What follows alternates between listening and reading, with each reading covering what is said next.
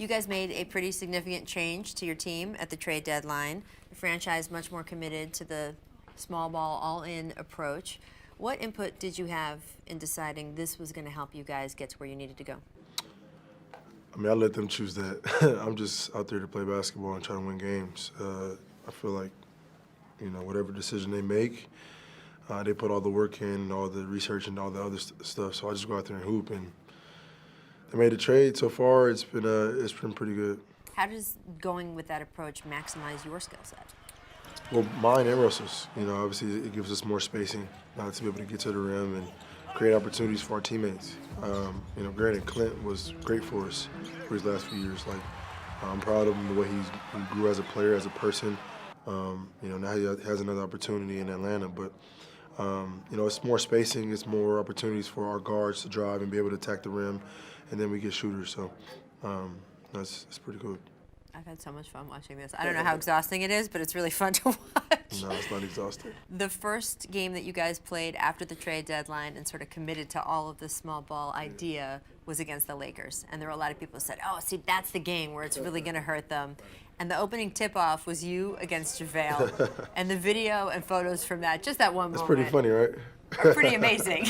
What did you think as you were going up to do that? That was my first jump ball in the NBA in 11 years. But no, I think, just no matter what, if you have 7-footers or you have 6'5", 6'6" guys, throughout the course of the game, you're always going to give up offensive rebounds. You're going to not get back in transition sometimes. The same things are going to happen, throughout the course of the game, no matter whether you're small or you're big. So I think for us, it's a conscious effort of team rebounding. Defensive transition, we weren't very good. So now, we have quicker guys to make sure we get back. But this is going to be a team effort. We're going to have to rebound, and each individual has to box out. And we don't have, one great rebounder, so we have to do it as a team. And I think that's going to make it more, make guys more locked in to do it. You guys have had fits and starts this season. One thing that's impressed me is you guys have never been afraid to have tough conversations. Yeah. And you've been open about the fact that you've had tough conversations in your locker room between the players about chemistry. What can you share from that you think has helped you guys? Tough conversations are needed, especially if you want to get to the top. I think every team that's won had tough conversations, whether you're BSing around or you're not reaching your full potential yet, and whatever the reason it is because of that. And that's what we are. We haven't hit our stride yet either. We see all these other teams are going on winning streaks and things like that. We haven't had a full roster or healthy roster this entire year, which that's the most thing that I'm excited about because, once after the break, it's go time. So we're ready to go, and I'm thrilled about what we have in the locker room. How confident are you that the path you're on now can lead to a title this year? I'm very, very confident, extremely confident. You think you're going to win it all? Yeah, as long as we stay healthy, obviously, every team feels that way. So as long as we can stay healthy and defensively be on the string, I think which we've almost gotten rid of, we're going to be a tough challenge. The All-Star Game is a collection of the NBA's best players. Yeah. Where do you think you rank in that right now? What do you mean? Where do you think you rank among the NBA's best players right now? I feel like I'm the best player. I just, throughout the course of the year, I don't see double teams from anybody else. Maybe Dame when obviously he's been going on an amazing stretch. But usually you see a double team after you have a 50-point night or 60-point night.